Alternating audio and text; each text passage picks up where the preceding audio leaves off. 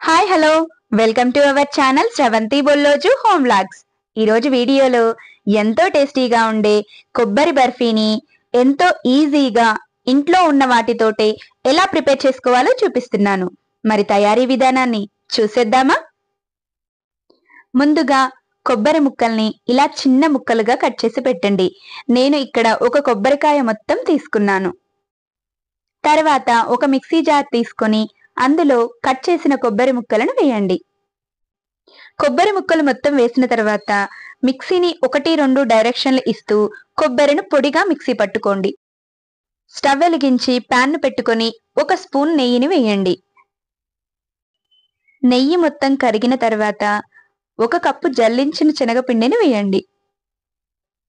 ఈ శనగపిండిని లో ఫ్లేమ్లో కలుపుతూ పచ్చివాసన పోయేంత వరకు ఫ్రై చేయండి. నిమిషాలలో చెప్పాలంటే ఒక 5 నిమిషాల వరకు లో ఫ్లేమ్లో కలుపుతూ ఫ్రై చేయండి. ఇలా పిండి మొత్తం చక్కగా ఫ్రై అయిన తర్వాత ప్లేట్లోకి తీసుకోండి.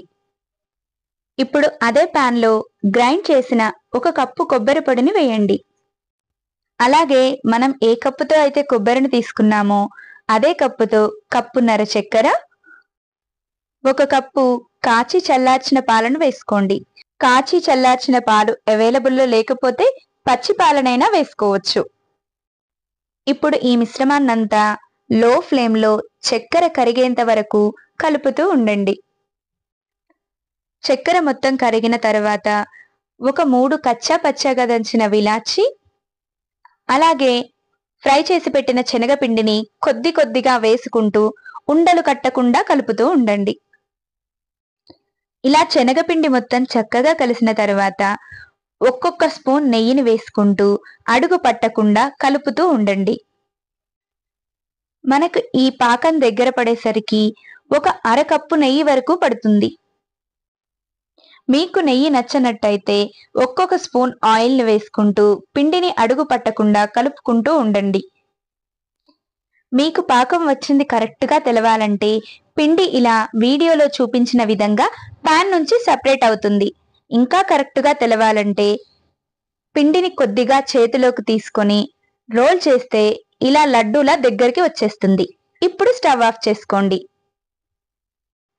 బర్ఫీని వేయడం కోసం ఏదైనా ఇలా లోతుగా ఉన్న ప్లేటును తీసుకొని కొంచెం నెయ్యిని వేసి ప్లేటు మొత్తానికి అప్లై చేయండి. ప్లేటు మొత్తానికి నెయ్యి రాసిన తర్వాత బర్ఫీని ప్లేట్లో వేసుకోండి. బర్ఫీ మొత్తం ప్లేట్లో వేసిన తర్వాత ఇలా గరిటెతో ప్లేట్ అంతా స్ప్రెడ్ చేసి డ్రై ఫ్రూట్స్ బాదం, కాజుతో గార్నిష్ చేసుకొని చాకుతో మీకు నచ్చిన షేప్లో కట్స్ పెట్టుకొని ఒక 2 నుంచి 3 గంటల వరకు చల్లారనివ్వండి. బర్ఫీ మొత్తం పూర్తిగా చల్లారిన తర్వాత మళ్ళీ ఒకసారి చాక్తో కట్స్ పెడితే బర్ఫీ ఈజీగా వచ్చేస్తుంది.